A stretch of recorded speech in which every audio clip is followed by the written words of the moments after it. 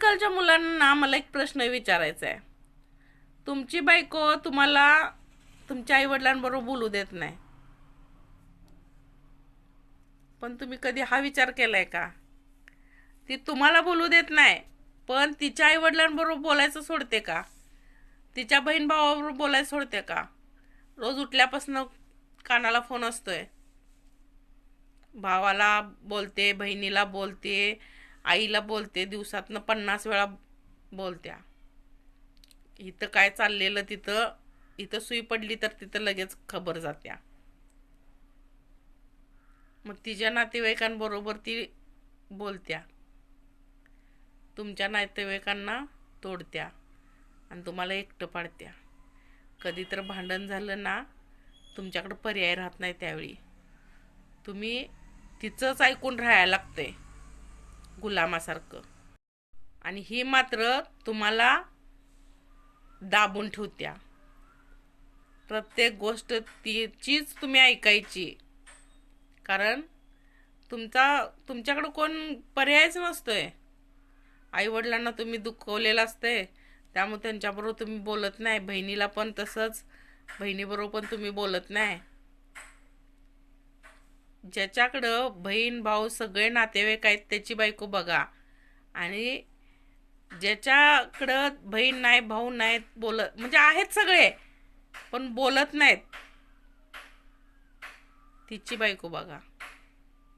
कुठलं योग्य वाटते? तुम्ही समाजात जे चाललंय ते तुम्ही स्वतः बघा, आणि मुलांनो त्या पद्धतीनं आपल्या बायकोला ठेवा.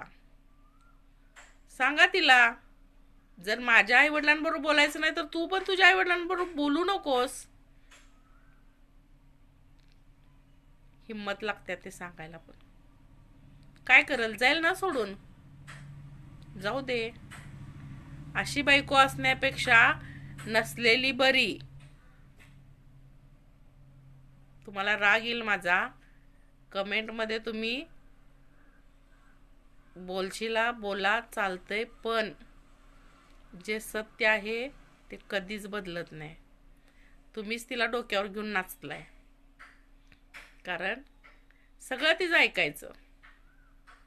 आई वडील चुकीचे, बहीण भाऊ चुकीचे, तुमची बायको एकटी धुतल्या तांदळाची, ती बरोबर, ती चुकीचं वागू शकत नाही. तिला ह्याची जाणीव करून द्या. जेवढे कष्ट तुझ्या आईवडिलांनी तुझ्यासाठी घेतलेत ना, तेवढेच कष्ट माझ्या आईवडिलांनी माझ्यासाठी घेतलेत.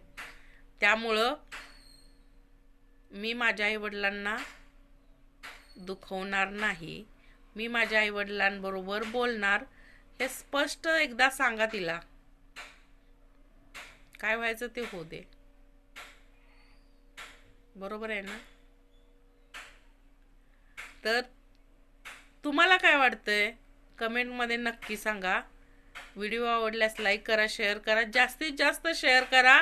त्या मुलांपर्यंत शेअर करा जे बायकोचं सगळं ऐकतात आणि आईवडिलांना दुखवतात. त्यांना पण कळू दे आपली चूक. कळेल तर, एखाद्या जर मुलाला कळली तर मला म्हणजे माझा व्हिडिओचं सार्थक झालं असं मला वाटेल.